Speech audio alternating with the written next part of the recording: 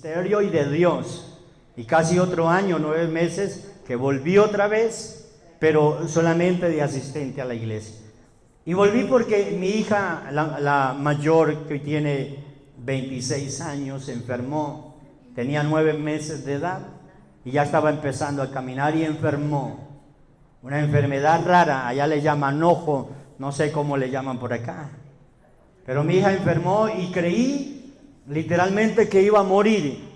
Y una madrugada me desperté, la niña lloró, la niña no podía sostenerse ni sentada ni parada, estaba como un trapito desmadejada. Y yo dije en mi corazón, mi niña muere hoy y no quiero verla morir. Así que me fui para la iglesia a llorar y a orar, a llorar y a reclamarle a Dios. Ya había vuelto a la iglesia, pero no quería saber nada de ministerio. Así que ese día eran más o menos las 2 de la mañana. A las 6 de la mañana, cerca de las 6 de la mañana, le dije a Dios: Señor, si mi hija está así porque yo renuncié al ministerio, yo vuelvo a servirte, pero no te lleves a mi hija. Yo te la pedí, yo no la concebí en pecado, yo no la concebí por capricho, yo te la pedí, no te la lleves. Y yo vuelvo al ministerio. Y sentí literalmente que se quitó un peso de mi vida.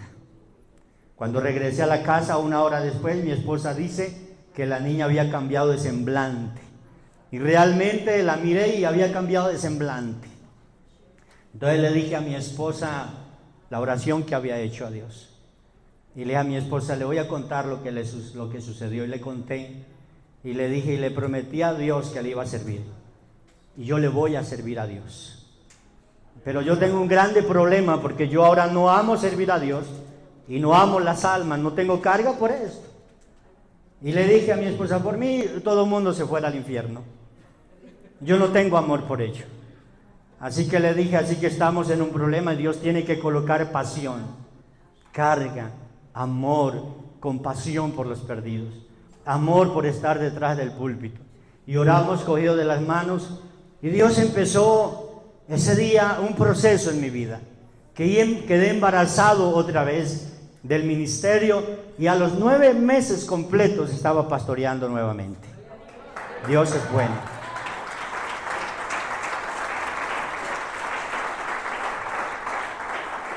No sé cuánto tiempo tengo. ¿Hasta qué horas? Son las...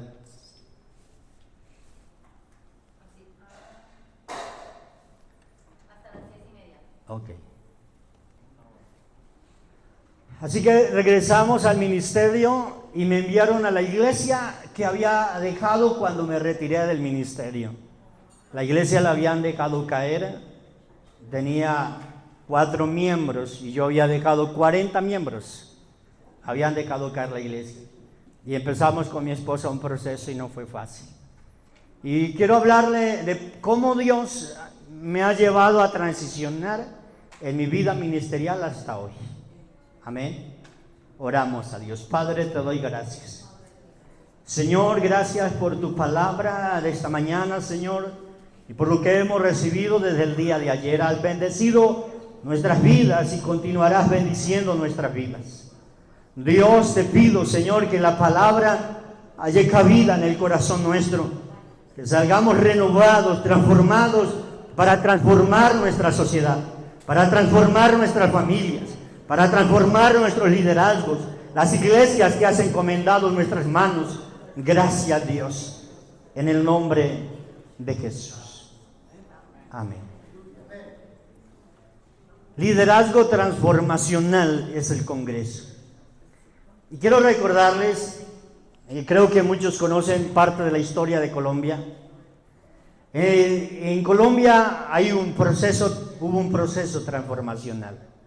Hace algunos años, muchos años atrás, en el tiempo de la mafia, llegó un hombre, Julio Rubial, un hombre de Dios, que empezó a trabajar en la ciudad de Cali, y la ciudad de Cali era el epicentro del narcotráfico en Medellín. Este hombre, Dios lo usó para despertar un avivamiento. Y ese avivamiento quiso iniciarlo con la unidad pastoral. Así que empezó a llamar a todos los pastores de la ciudad Y fue difícil poder unir a los pastores. Así que un día él desiste, le dice a Dios: no más, no quiero pelear con los pastores, no quiero luchar con esto. Voy a dedicarme a hacer lo que tú me enviaste a hacer, a establecer una iglesia llamada Eclesía, que hoy día existe la iglesia y un colegio llamado Eclesía. Así que se va a su casa y ora a Dios, y Dios le dice: no tienes derecho a resentirte, no tienes derecho a cargarte. Así que regresa y procura la unidad.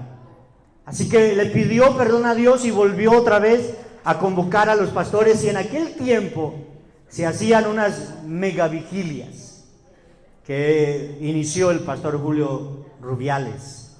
Una megavigilia donde se llenaba el Coliseo. El estadio tiene capacidad para 55,000 personas, y en una de esas vigilias llegaron 65,000. Así que hubo mucha gente en la parte de afuera rodeando el estadio, orando por la ciudad. Y desde ese tiempo en adelante Dios trajo un despertar a la ciudad. El narcotráfico cayó en ese tiempo.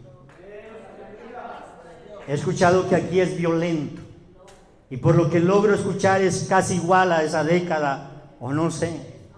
Pero allá se logró a través de la unidad pastoral, a través de la oración, a través del clamor, que Colombia cambiara, que nuestra ciudad cambiara. Es cierto, tenemos una década de guerrillas.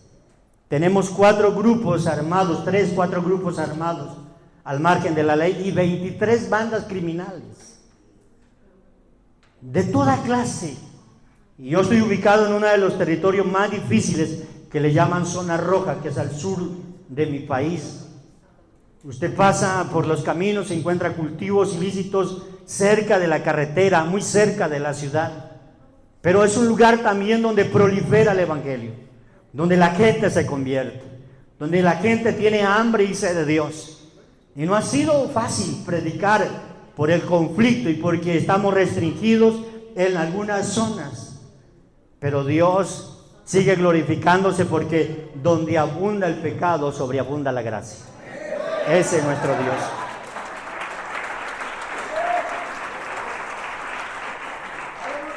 Quiero hablarles de la ley de la autoridad. Hay principios activos que funcionan, tienen una reacción en nuestra vida si nosotros los colocamos en práctica. Un ejemplo de ello, la Biblia dice: honra a tu padre y a tu madre para que te vaya bien. Así que usted honra a papá y a mamá, le va a ir bien, porque es un principio activo de Dios. Dios dice: trae los diezmos al alfolí y haya alimento en mi casa. Como consecuencia a ello, suceden entonces estos efectos. Y quiero hablarle que la autoridad también tiene un efecto positivo o negativo. En esta ley vemos la historia del centurión, que todos hemos leído y predicado de ella. El centurión sabía que tenía autoridad, pero también sabía que estaba bajo autoridad el centurión, por lo cual sabía que Jesús tenía autoridad y que también estaba bajo autoridad.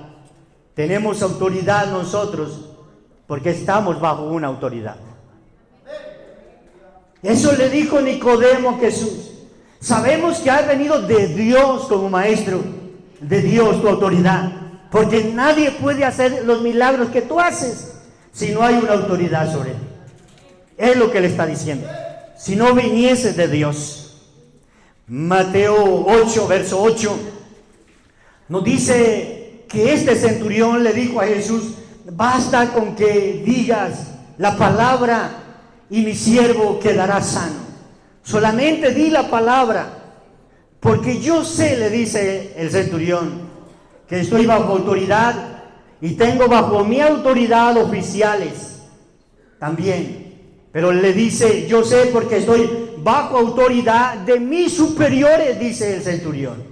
Así que este hombre era importante en el rango militar, pero él estaba también bajo una autoridad de otros superiores a él.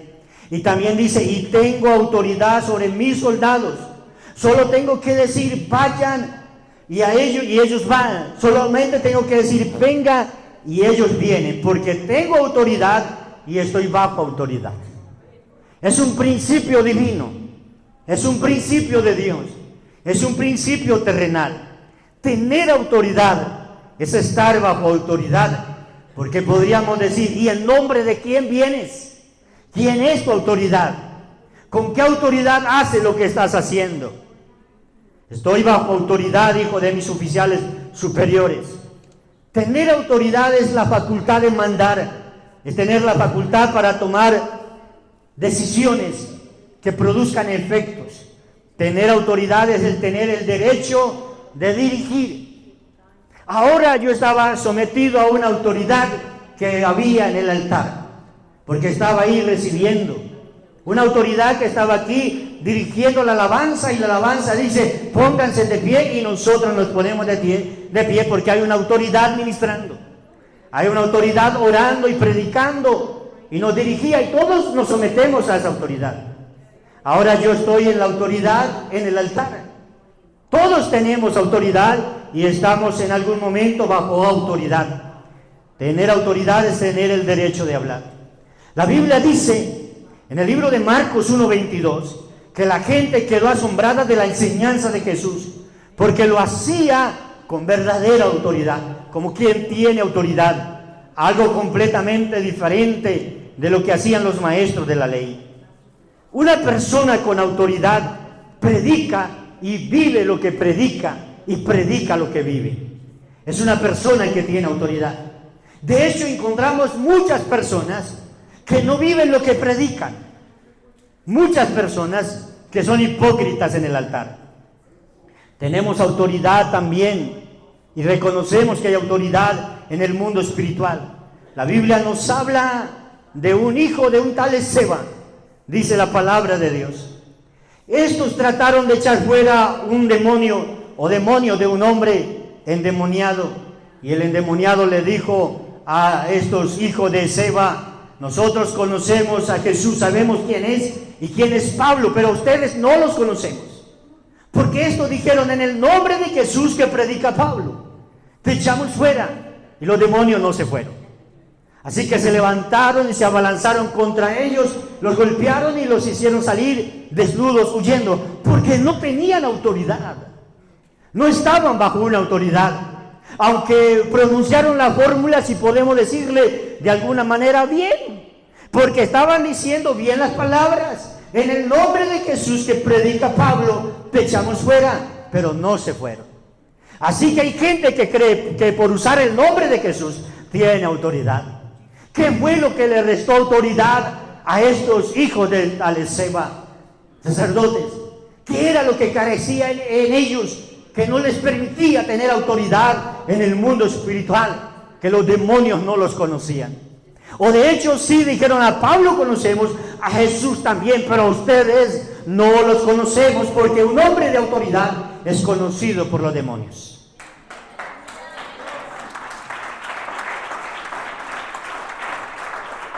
Tener autoridad es someterse y respetar y honrar la autoridad.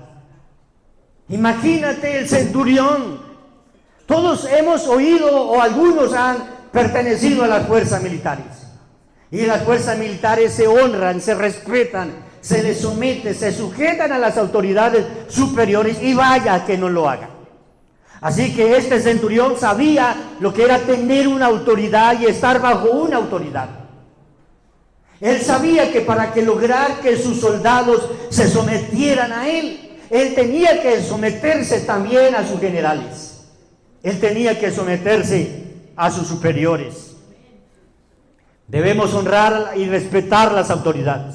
Romanos lo dice: sométase toda persona a las autoridades superiores.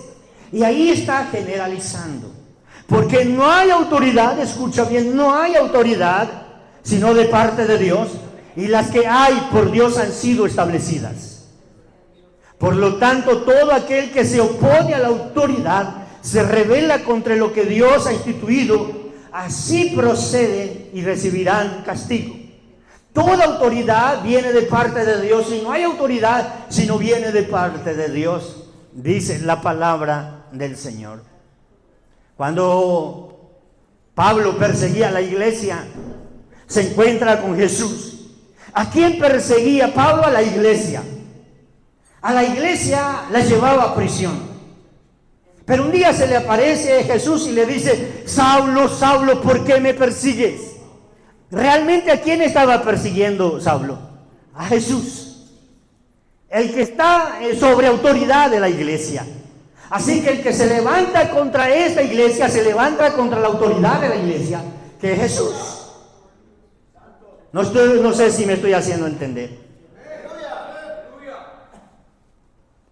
El libro de Primera de Pedro 5:3 dice: no abusen de la autoridad que tienen sobre los que están a su cargo. Recuerden que el centurión dijo al Señor Jesús: yo, le dice a él, yo también estoy bajo autoridad, le dice él. Nuestra autoridad tiene un orden de autoridad, y la fuente de nuestra autoridad suprema es Dios. Así que cuando yo me sujeto a mi pastor, me estoy sometiendo a Dios. Cuando yo me rebelo contra mi pastor, me rebelo contra Dios. Y eso tenemos que entenderlo. Me agrada lo que hizo el pastor: soltar la corona. Porque resulta que los predicadores y pastores solemos ser orgullosos y decimos: eso ya me lo sé, eso yo ya lo había oído, eso yo lo prediqué, y nos cerramos y impedimos que Dios hable a nuestra vida. Así que usted, cuando está ahí sentado y haya una autoridad aquí, despójese de su corona y sométase a la autoridad que Dios coloca sobre usted.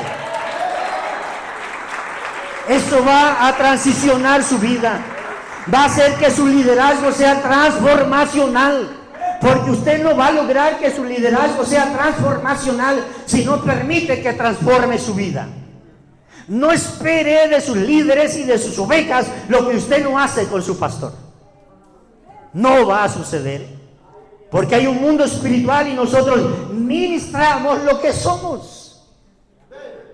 Dijo un pastor una vez que otro pastor le dijo: pastor, ¿por qué será que la iglesia no diezma?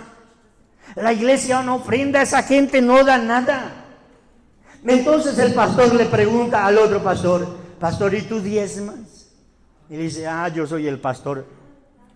No te estoy preguntando si eres el pastor. ¿Tú diezmas? ¿Y cómo voy a diezmar si yo soy el pastor? Le digo: ese es tu problema. Si tú no diezmas, las ovejas no diezman, porque tú tienes una ministración espiritual y estás dando de lo que eres. Así que si tú estás robando, la iglesia va a robar también, porque estás ministrando lo que tienes. Nuestra autoridad tiene orden de autoridad, y la Biblia dice: sométanse a Dios, dice Dios.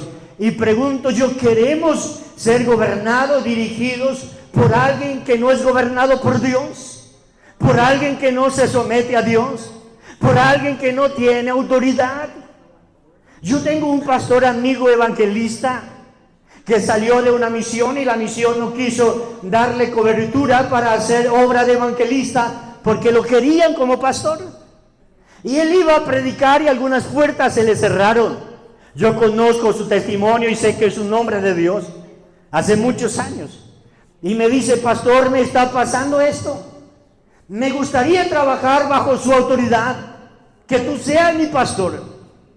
Inmediatamente hablamos, oramos a Dios, le di la cobertura espiritual, y se le abrieron las puertas. Ahora no se le cierra ninguna puerta, porque está bajo autoridad. Y cuando él va, él sabe que está bajo autoridad, y cuando le preguntan, él dice: yo estoy bajo autoridad. Tengo un pastor que responde por mí, que ora por mí, que me ministra. Estoy bajo autoridad, porque nadie va a querer tener a alguien que no tenga autoridad y que no esté bajo autoridad. Romano dice: sométanse todas las personas a las autoridades superiores, porque no hay autoridad sino de parte de Dios, y la que hay, las hay de parte de Dios, ha sido establecidas. Hablo a mis líderes de la iglesia, y tal vez no predico mejor que algunos de ellos, tal vez algunos de ellos predican mejor, tienen mejor oratoria, mejor expresión de la palabra, son excelentes predicadores. Y yo podría sentirme amilanado un poco, pero un día en el liderazgo hablaba con ellos, yo no tengo celos ministeriales. Y le dije, yo quiero que entiendan un principio de autoridad. Y este principio de autoridad lo encontramos en Moisés. Moisés era un hombre corto de lengua. Tartamudo, dice la palabra en pocas palabras. No tenía facilidad de expresión. Así que Dios le envía, y usted conoce el relato, para que vaya con él a Aarón. Aarón era elocuente. Aarón tenía una buena elocuencia, una buena oratoria. Y entre escuchar a Aarón y escuchar a un tartamudo, pues escucharíamos mejor a Aarón. ¿Aló? Pero este hombre tartamudo, Dios lo había puesto como autoridad sobre un hombre elocuente. Era el hombre de autoridad, el hombre de Dios. Pero ¿sabe dónde radicaba la diferencia? En que Moisés va al monte y trae la ley de Dios. Mientras él está allá en comunión con Dios, deja a Aarón encargado. Y cuando él regresa y baja al pueblo, el pueblo se había desviado. El pueblo había hecho una imagen de oro y estaban adorando una imagen de oro. Un hombre elocuente, con buena oratoria, pero sin carácter. Un hombre que estaba permitiendo que el pueblo se pervertiera. Pero un hombre tartamudo, con todos los defectos físicos que usted quiera, con todos los temores, pero él era el hombre de Dios en ese lugar.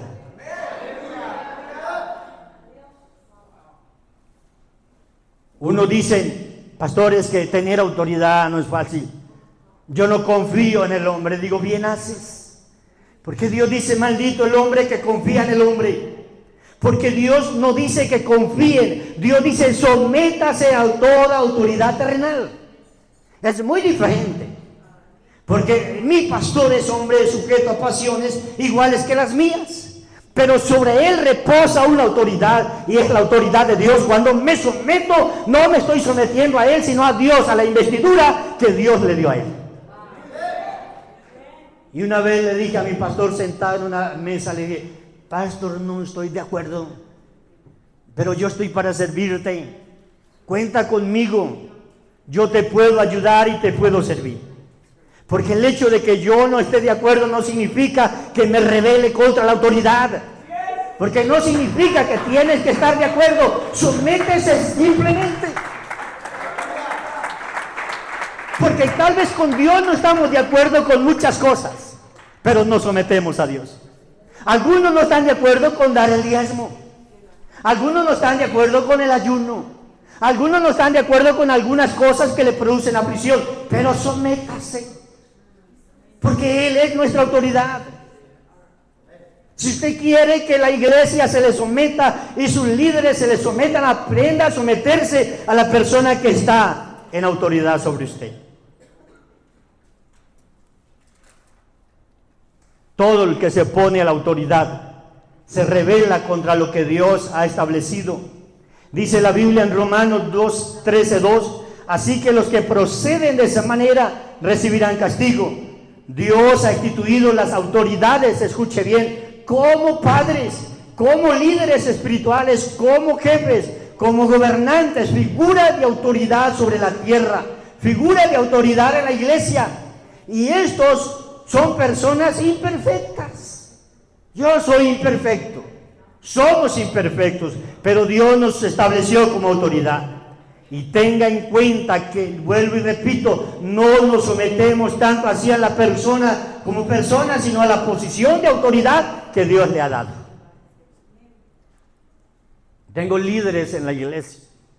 Mi iglesia es un equipo en total entre líderes y servidores, 140 personas. Pero esas 140 personas la dirigen autoridades, 2 pastores más auxiliares en la iglesia. Y estos pastores tienen líderes de ministerios. Y estos líderes de ministerio tienen su ministerio. Así que hay una línea de autoridad en la iglesia. Yo, el principio de la iglesia, el principio del ministerio, le dije a Dios, Señor, le faltan días a la semana. No me alcanza la semana para ministrar y para hacer reuniones. Y Dios en el proceso me llevó a establecer liderazgo con autoridad.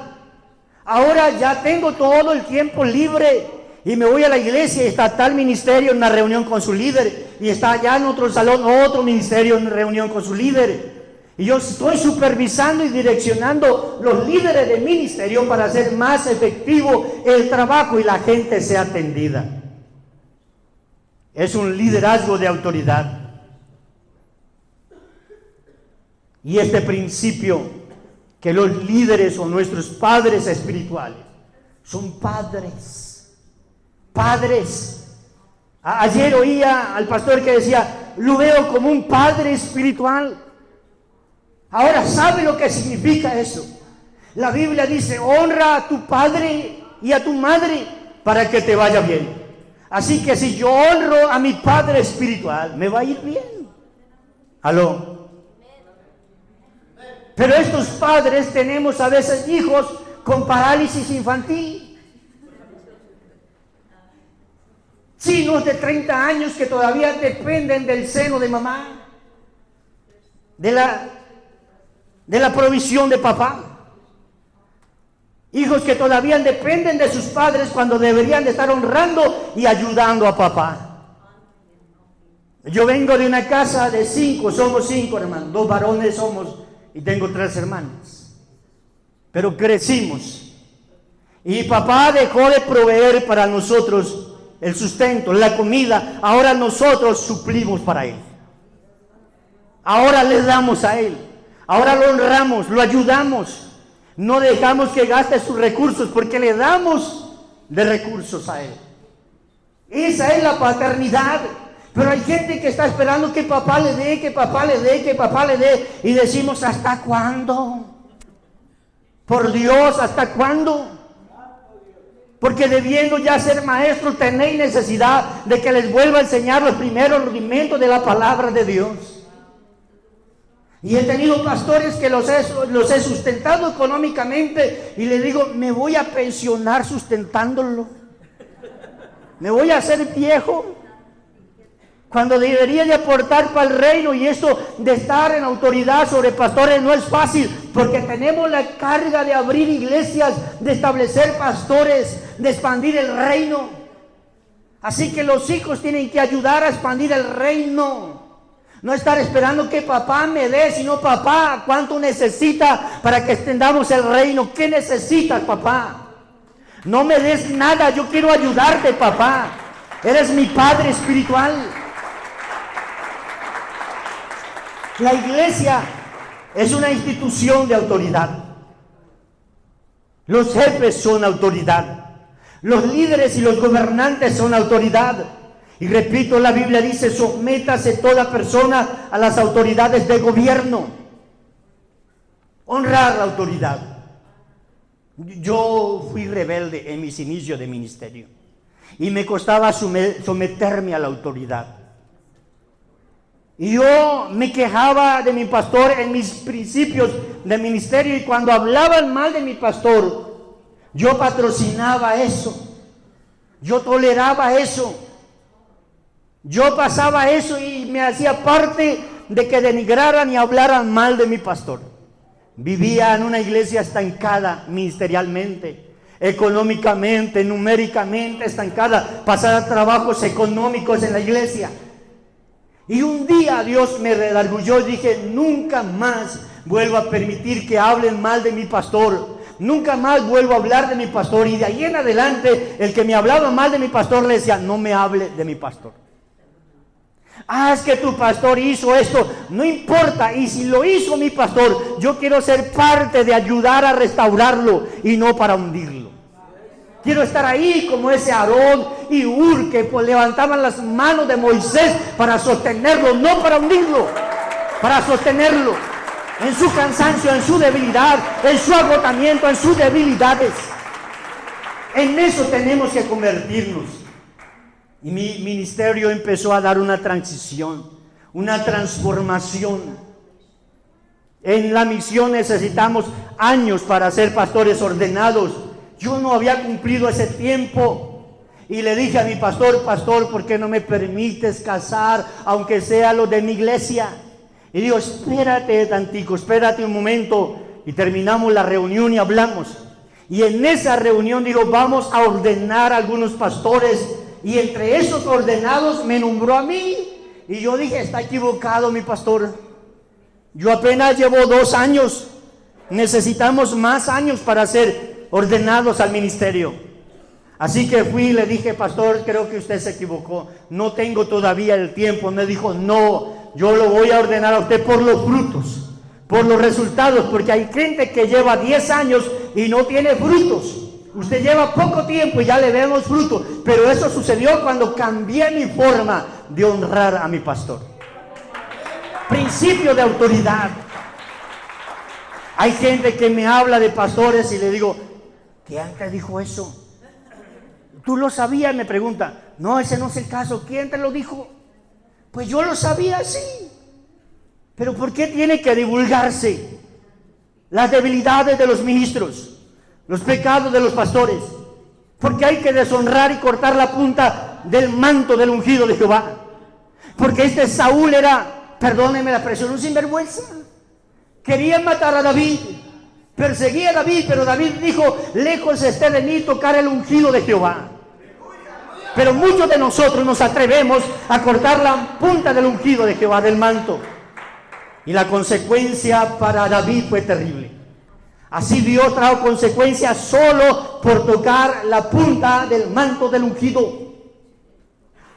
¿Sabe lo que sucedió a David? Cometió un pecado con Betsabé, con la mujer de Urías Eteo. Todos lo sabemos. Pero Dios no le dijo nada. Dios guardó silencio. Dios estaba esperando su arrepentimiento. Pero cuando cortó la punta del manto, sí le habló Dios. Lo llamó a relación rápido. Claro que también traía consecuencias el pecado inmoral. Pero es más grande el pecado y más delicado el pecado de levantarse contra la autoridad que levantarse o pecar contra su propio cuerpo. Porque el que peca contra su propio cuerpo peca contra sí, pero el que peca contra la autoridad peca contra Dios.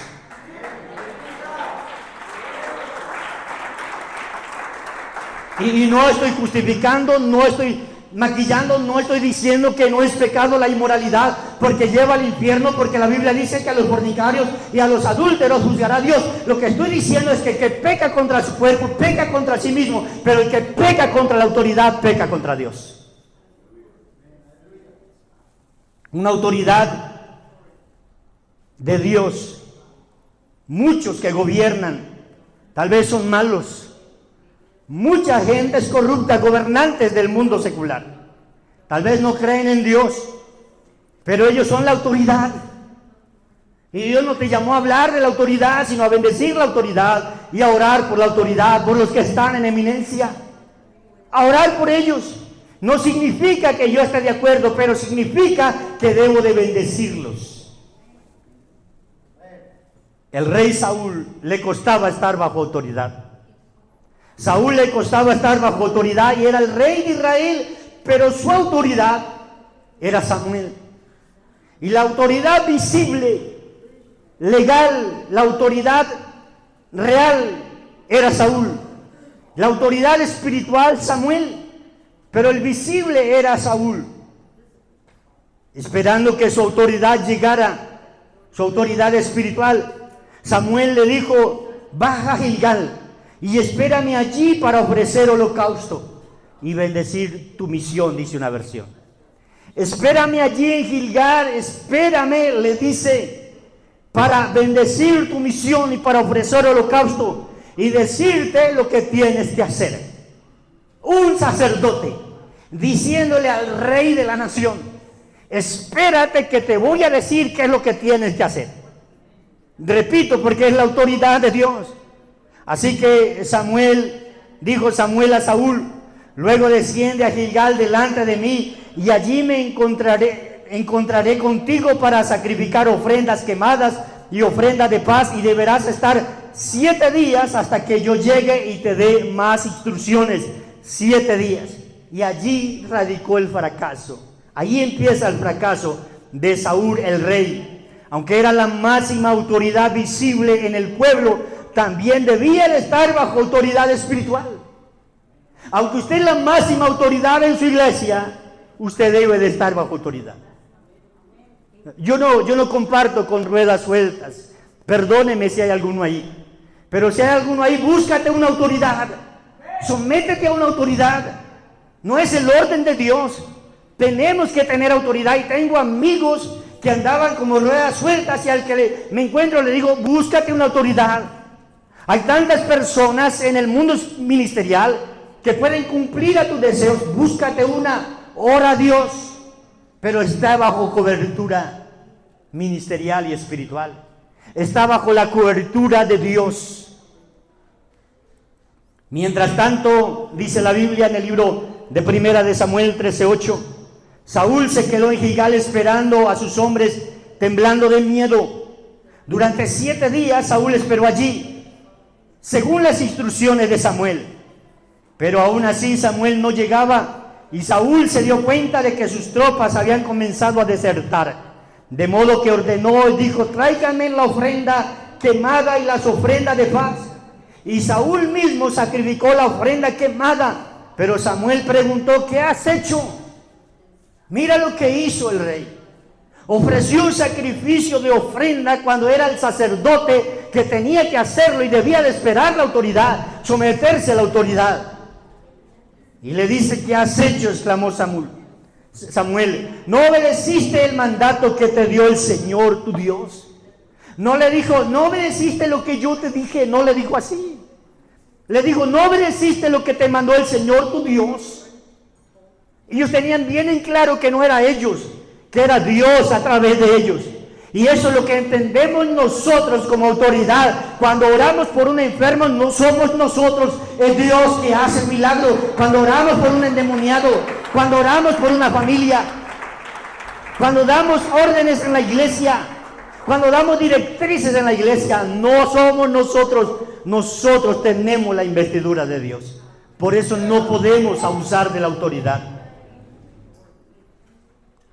Y le dice, si hubieras obedecido, el Señor habría establecido tu reinado sobre Israel para siempre. Pero ahora tu reino tiene que terminar, porque el Señor ha buscado un hombre conforme a su propio corazón. Si te hubieras sometido a la autoridad, tu gobierno hubiera sido para siempre. Pero ahora Dios levantó uno que te va a sustituir. Hay ministerios que se quedan en el camino. Hay ministerios que se estancan. Hay ministerios que desaparecen y la gente pregunta, ¿y por qué? Y Dios levanta a otro en su lugar y dice, ¿y por qué? Si era para mí, era yo. Así que tendríamos que revisarnos en este principio de autoridad. Saúl pensó que eso lo podía hacer. Cualquier persona podía hacerlo. Y tenemos líderes en la iglesia que creen que ellos lo pudieran hacer. Y no sé si usted tiene gente que dice, si yo fuera el pastor de la iglesia. Es que si yo fuera el pastor haría así. Si yo fuera la pastora haría de esta manera. Es que el pastor no sabe. Hay gente que se levanta contra la autoridad, cuestiona la autoridad en la iglesia. Saúl pensó, dijo, es que si yo fuera Samuel, yo estaría ahí. Es que él no se da cuenta que están desertando, que vamos a morir. Estaba confiando en el hombre y no en Dios. Dios estableció el principio de autoridad y solo tenemos autoridad si estamos bajo una autoridad. Nuestro liderazgo va a ser transformacional, porque como habló el pastor anoche, la oración, la búsqueda, la entrega, la integridad con Dios produce cambios, pero también en la sujeción a la autoridad produce cambios, porque hay gente que ora y se rebela, hay gente que ora y es rebelde y no permite que la oración haga efecto de una transformación en su propia vida.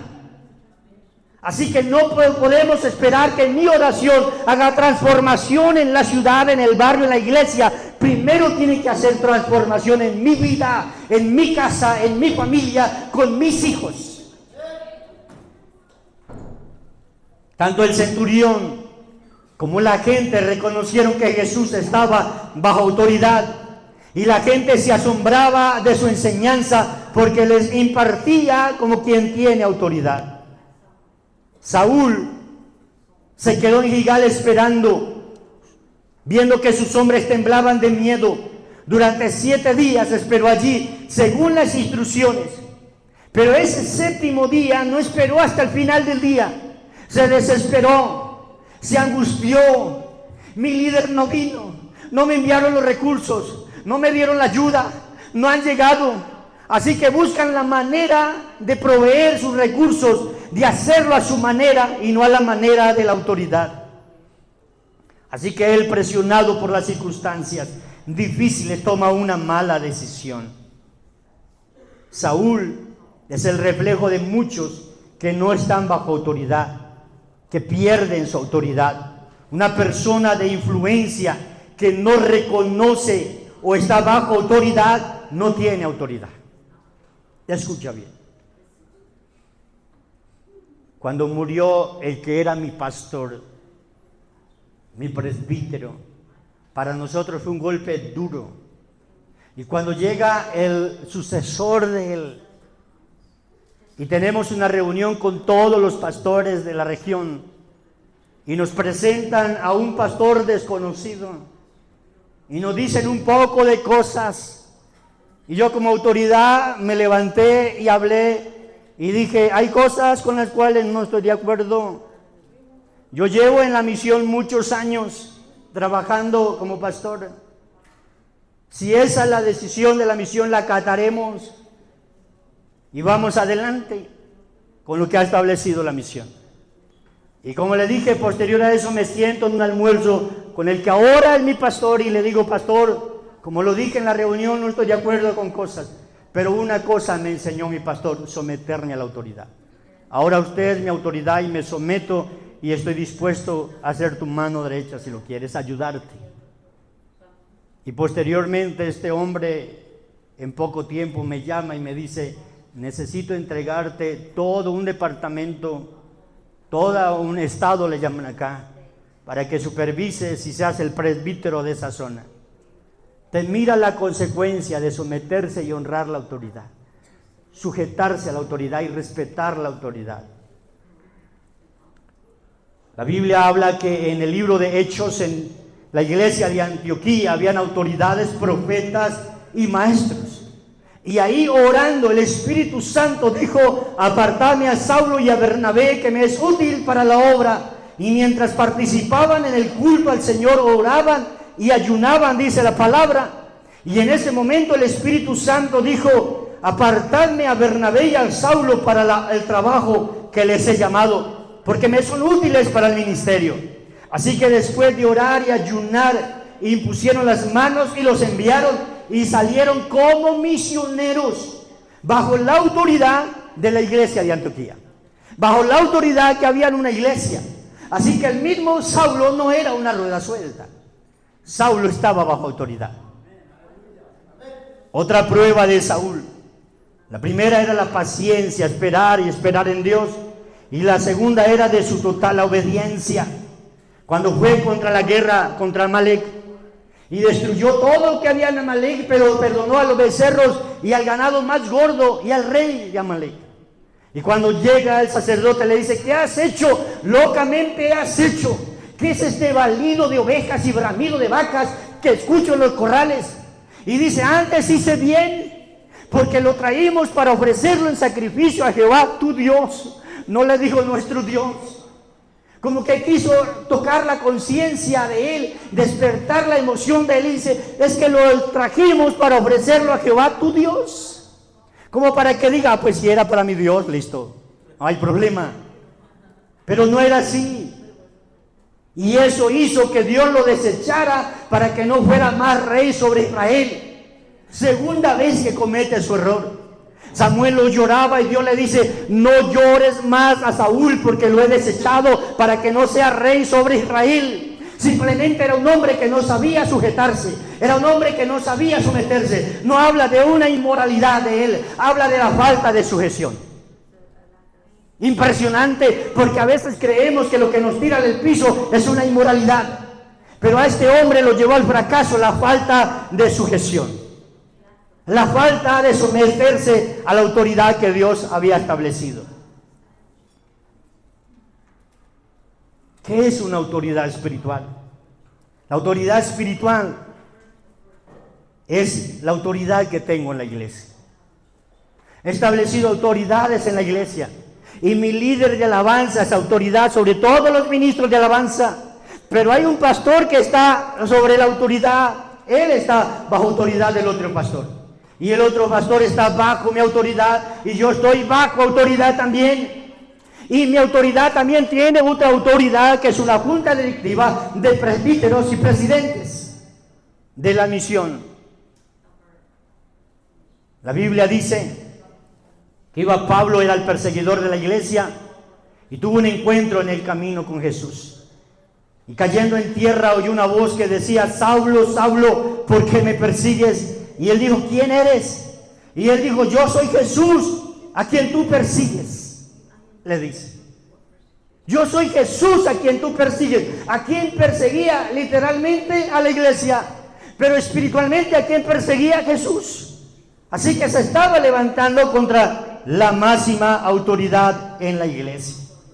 Jesús dijo, orando, dijo: Padre, glorifica a tu Hijo, para que tu Hijo te glorifique a ti, ya que le has conferido autoridad sobre todo mortal, para que Él les conceda autoridad y vida eterna a todos los que les ha dado. En Mateo 28 dice: Jesús se acercó a ellos y les dijo: Dios me ha dado toda autoridad en el cielo y en la tierra.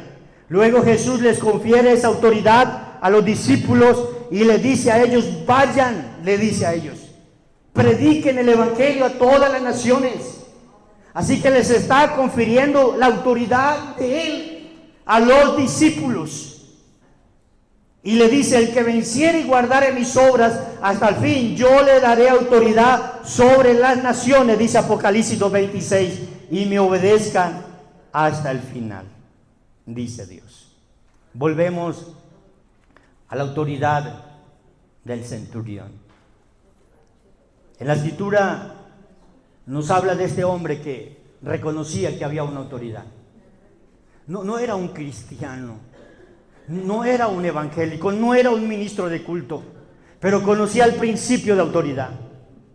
Y le dice: Señor, solamente di la palabra, porque yo sé lo que soltar una palabra de orden, que lo que uno diga tiene que hacerse, porque yo tengo gente bajo autoridad y le digo: venga y vienen, vayan y van. Yo reconozco eso de autoridad, así que yo sé que tú tienes autoridad. Con solo de que digas la palabra, mi siervo será sano.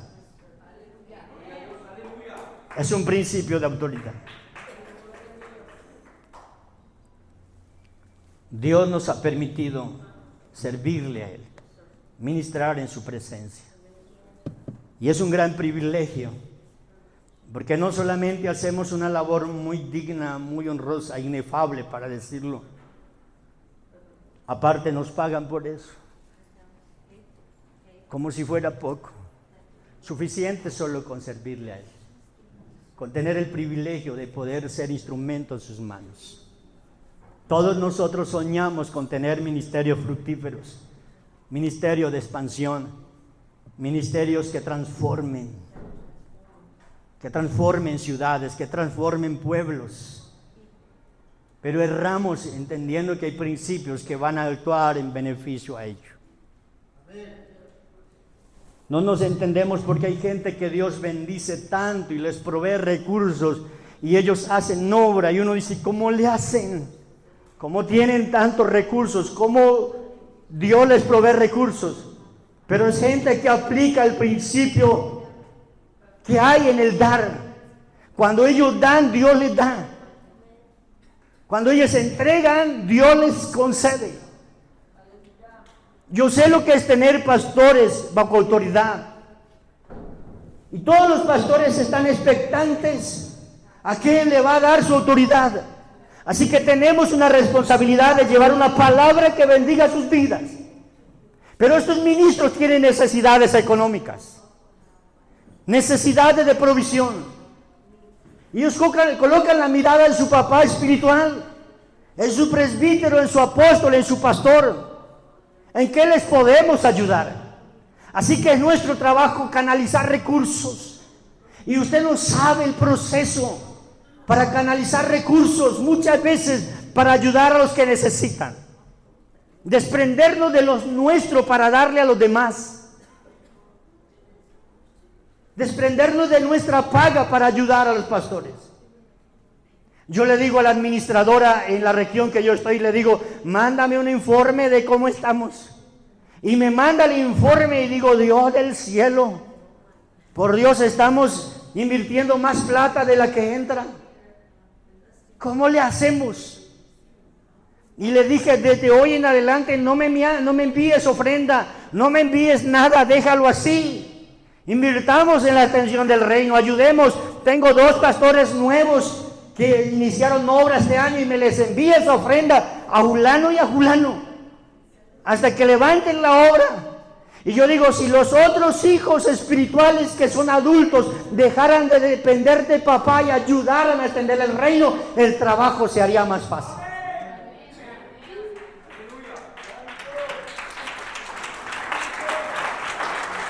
Tengo amigos pastores, y un pastor amigo dijo una vez en la reunión, pastor, no me envíes más recursos. ¿Cómo le vas a hacer? No sé, dependo de Dios, pero no me envíes más, siempre he dependido del hombre, ahora quiero aprender a depender de Dios. Hombres de fe, hombres que decidan servir a Dios. Cuando iniciamos la construcción de la iglesia, me metí por fe a hacer la iglesia, porque el dinero que tenía, los recursos, apenas alcanzaba para la cimentación. Y empezamos la obra, a iniciar la obra. Las bandas criminales creyeron que tenía mucha plata al empezar esa obra, y me empezaron a extorsionar, a llamarme y a pedirme plata bajo amenazas. Y déjeme decirle que yo no sé si usted lo ha vivido, pero es terrible el que te digan, te vamos a matar, vamos a secuestrar tus hijos, sabemos dónde salen, dónde estudian, dónde entran. Es terrible. Yo digo, eso no se lo deseo a nadie. Un pastor en una reunión decía, yo no estoy de acuerdo con los pastores que se van a pedir asilo a otro país porque los amenazan. ¿En qué Dios han confiado? Y yo le dije, a ti te han amenazado. Han amenazado tu esposa, han amenazado tus hijos, te han puesto un revólver en la cabeza. Entonces no digas nada. Cuando te suceda eso, entonces hablamos. Porque a mí me sucedió muchas veces, perdimos hasta la cuenta. Mi esposa sabe de cantidad de veces que fueron a la oficina, a la iglesia, diciéndome, pastor, necesitamos que nos ayudes, necesitamos tantos millones de pesos. Y yo, por Dios, ¿y de a dónde? Yo no tengo dinero. Y últimamente dijo, no sé cómo le haces, pero me consigues el dinero, si no vengo con mi gente armada y me tienes que conseguir el dinero, si no te mueres. Y le digo, pues me muero. Y así hay mucha gente que se muere porque no tienen de a dónde, así que nos toca morirnos, porque no tenemos de a dónde. Y otra vez me metieron un panfleto debajo de la puerta, uno de mis hijos lo encontró, nos amenazaron y amenazaron a nuestros hijos que los secuestrarían, y como a los 8 días mi hijo se perdió, no lo encontrábamos.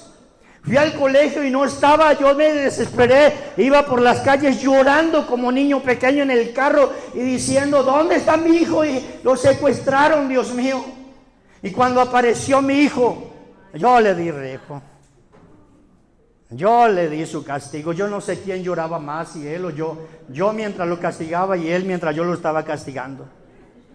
Así que me senté con los hijos y le dije, hijos, nos está pasando esto, estamos amenazados, me dicen que los van a secuestrar, no podemos dar papaya, tenemos que estar ahí. Y mi pastor decía, vete de la ciudad, detén la construcción. Yo decía, no, yo he orado por esto, vete entonces, te trasladamos. Tampoco, yo amo esta ciudad y amo lo que estoy haciendo, no. Y después me dijo, ¿te vas o te vas? ¿O detienes la obra? Y yo dije, entonces me voy, pero que no se detenga la obra. Y fui con el contratista y firmé un contrato con cláusulas de incumplimiento. Yo dije, el que venga sí o sí, le va a tocar que terminar la obra, no se detiene. Y después me dijo, no te vas, te quedas. Y quedé yo con el contrato, con cláusulas de incumplimiento. Y Dios nos proveyó. Y después me llaman, me dicen, pastor, necesitamos una colaboración tuya, estamos aquí cerca. Y yo le dije, pues están cerca, rimen. Me dijo, ¿dónde está? Le dije, en la oficina. Yo, no, estamos cerca de la finca, yo tengo un terreno de cultivo café. Y yo dije, yo estoy en la oficina. Y empezaron a amenazarme y a extorsionarme, llamadas van, llamadas vienen. Y yo me portaba firme, de firme carácter en la llamada. Decía, no tengo dinero, no le doy de a dónde si no hay dinero. Pero después de que terminaba yo quedaba temblando y llorando de miedo porque somos humanos. Y posterior a eso que me resistí, oramos a Dios, y una anciana de la iglesia que venía de la comunidad dijo, pastor, tengo que decirle algo, a usted lo van a matar. Una anciana indígena, ellas hablan español muy golpeado, pero hablan bien el español. Me dijo, pastor, lo van a matar porque yo escuché, venía en el carro, yo iba como dormida, pero no estaba dormida, y 3 hombres dijeron, ese hombre lo tenemos que pelar, lo tenemos que matar, y es fácil meterle un tiro en la cabeza porque él sube solo o sube en el carro, en la moto. Y el otro dijo, ¿cuál? Dijo, el dueño de la finca. ¿Cuál? Carlos Ríos se llama. ¿Cuál? El pastor de Fe y Esperanza. Esa gente lo sabía todo. Y ella dijo, Carlos Ríos, el pastor de Fe y Esperanza es usted, pastor. Entonces le dijo, ¿y por qué? Le decía uno de ellos. Dijo, porque no nos cumplió con un dinero. Entonces yo le expliqué a la hermana, le dije, yo no le debo a nadie, a todos les he pagado. Lo que pasa es que me pasa esto, hermana. Y oramos a Dios, oramos a Dios. Yo no vivía tranquilo. No se vive tranquilo bajo esa presión. No se ministra tranquilamente bajo esa presión. No se puede vivir tranquilo. Oramos a Dios y al poco tiempo llega la hermana y dice, pastor, ¿se acuerda el señor que dijo que lo iba a matar? Y le dije, sí, usted me dijo. Y dijo, pastor, se mató, borracho, en un accidente. Y resulta que mi madre me había llamado días antes, me dice, hijo, ¿dónde estás? Mamá, estoy llegando de la capital de ahí del valle, estoy en Cali, mamá, estoy llegando a la casa. Dijo, no subas a la finca, no subas porque unos tipos vinieron armados a buscarte a la finca. Y yo le dije, mamá, ¿y qué armas llevaban? Dijo, no sé de armas, sé que eran de esas grandes que usa el ejército y largas. Entonces yo dije, estos no eran cualquiera, estos son guerrillas o bandas criminales. Y yo a los 8 días subí a la finca, llegué en la moto, mi mamá me echó, me dijo, lárgase de aquí, no lo quiero ver. Angustiada, dijo, usted sabe, no venga acá, por Dios, no me haga esto. Y me fui otra vez, salí corriendo y seguían las llamadas. Y un día dijeron, don Carlos, necesitamos hablar con usted. Y nos pusimos cita en la montaña. Yo no le dije a mi esposa, yo eché mis botas de caucho, mi cepillo de dientes, mi Biblia, me monté en la moto y me fui. Yo tal vez no vuelva, pero yo tengo que quitarme esto encima. Yo tengo que salir de esta situación. Y me fui a la montaña y me quedé esperando hasta caer la noche. No llegaron, yo estaba orando a Dios, diciendo, Señor, si no es tu voluntad que no lleguen estos desgraciados, que no lleguen. Y ya tardecito, oscureciéndose, cogí la moto y bajé a la ciudad, y al otro día me llamaron, no se incumpliste, no llegaste. Yo estuve ahí, ustedes no llegaron. Mientras orábamos a Dios, y le cuento, mis amados, yo perdí las cuentas de las veces que me amenazaron, y eso me llevó a una crisis de pánico, crisis de nervios. En un momento me dijo, el psiquiatra me dijo, eso se llama crisis postraumática. Cuando después de que ha pasado todo eso, tu cuerpo reacciona a todos esos temores acumulados. Y yo iba y me encerraba en la pieza, me metía en la pieza debajo de una cobija y le decía a mi esposa, tengo miedo, yo no sé, tengo miedo. Y eran momentáneas y temporales, luego me paraba de ahí a seguir. Nunca me encerré, ni quise irme, ni pedir asilo. Y cuando fui a denunciar me dijeron, ¿vas a salir del país? No, yo no me quiero ir, yo tengo mucho por hacer acá y voy a quedarme hasta que Dios me diga. Sujeto siempre a una autoridad y pidiéndole a mi autoridad que orara por mí. Pastor, ora por mí, ora por mí, ora por mí. Mientras tanto la iglesia crecía y crecía y crecía. La iglesia creció de una manera maravillosa. Nosotros pasamos de una iglesia que había en Esterilla a tener un templo muy bonito ahora, construido para 1000 personas. Tenemos 140 líderes, entre servidores y líderes en la iglesia. nos permitió establecer nuevas iglesias en aquellos lugares. Por eso le decía que hacemos obra de misionero. La gente se convierte, el problema ya es la violencia y la guerra que sufren. Hay lugares donde no se puede entrar, hay lugares donde tú entras y no sales, hay lugares donde yo entraría y no saldría si yo entraría solo. Así que cada que yo entro acompañado o avisado. Anuncian allá de que yo llego, y cuando llego me dicen: pastor, sabíamos que usted venía. La última vez que fui a una zona del Caquetá, sabíamos que ustedes venían. Digo, pero queremos pedirle un favor. Cuando vuelvan a salir, salen sin cascos, con los vidrios abajo de los vehículos, porque no respondemos en el camino por nadie. Hay que avisar para entrar, pero se puede hacer la obra de Dios. Que Dios nos ayude.